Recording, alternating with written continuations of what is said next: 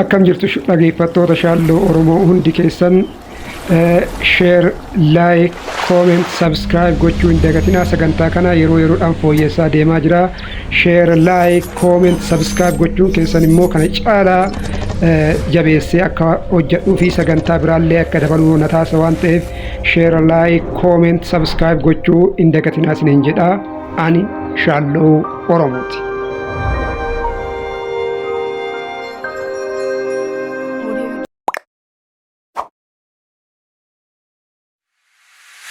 Jirtu dhaggeeffattoota keenya waan dhallee haa'ee hammastar kombaatii wal qabatee jechuudha.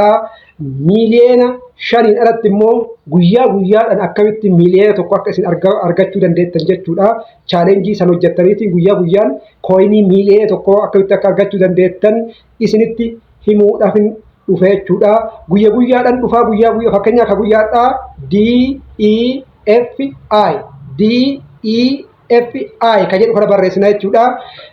Daily Sifar jedhama kuni. Daily Sifar irratti maal goona?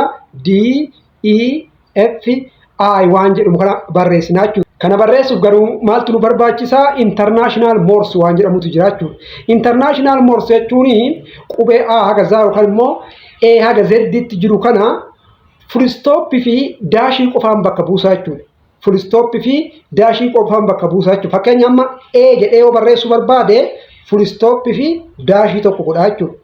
B jedhee yoo barreessuu barbaade daashii fi full stop 3 godha jechuudha. C jedhee yoo barreessuu barbaade daashii full stop daashii full stop godha jechuudha. Mala kanaan fayyadamneetiin chaalenjii inni guyyaa guyyaan nuu kennu sani mala kanaan fayyadamnee barreessineetiin guyyatti miiliyoona tokko argannaa jechuudha. Tooftaa kana yoo ka barreessitu taane jechuudha. Kunoo International Morse jechuudha. Isa ni kaa'ee jira. Kun asumarra ilaaluu dandeettanii kaasirra jiru kana jechuudha. Asirra jira qubee A, B jedhee hunda isaa haga Z'tti jira. Lakkoofsi illee akkasumatti jira. Asumarraa ilaaltan jechuudha. Kunoo laalatti maxxansee jira. Isumarraa ilaaltaniitiin ka guyyaa har'aa fakkeenyaaf Juun 15 miti har'i Juun 15 har'i Juun 15 waan ta'eedhaaf kan Juun 15 maa inni DEFI kan jedhudha. Guyyaa guyyaadhaan immoo jala bu'ee hordofee isin beeksisaa. Kanaaf jala gadi bu'ee isinitti agarsiisa.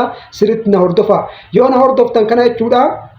Yoo yeroo gabaabaa fakkaatti quba keessanii pirees gootanii daashiitu ol ba'e. Yoo akkas xiqqoo tuuxan immoo maaltu bayaa? Full stop ol ba'a. Irra isinii deebi'a. Yoo xiqqoo si akkasitti quba keessan qabdanii tursiiftanii daashiitu isinii bayaa. Yoo isin immoo xiqqoo akkas xiqqoo tuuxan immoo full stop isinii ba'a. Qabatamaan immoo jala gadi bu'eetti isin barsiisa waan ta'eedhaaf share, subscribe, copy link share gochuu hin dagatina. Share, subscribe, copy link gochuu hin dagatina. Okay, jalqaba irratti irni per tap ta'e jechuudha. Isii tana yeroo 3 gadi qabna jechuudha.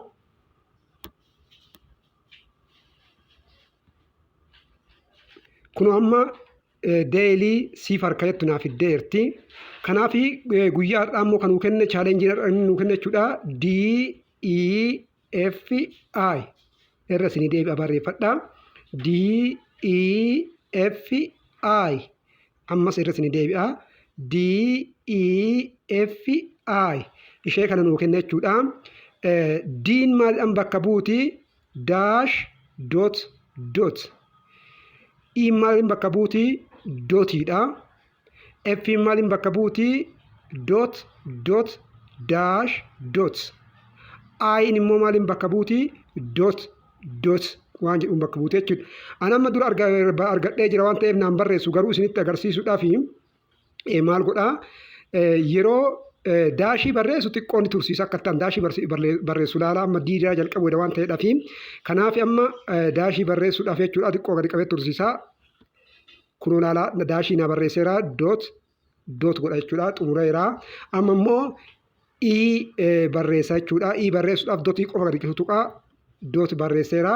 Amma F barreessaa dot dash dot barreessee jira. Zen amma barreessaa dot. Isin keessan irratti barreessuu qaba. Qubee amma jedhe kana barreessuu qaba. Kiyya irratti wanni barreessuu didee waan dura barreessee miiliyoona tokko itti immoo hadhee fi barreessuu didee keessan irratti garuu maal ta'uu qaba?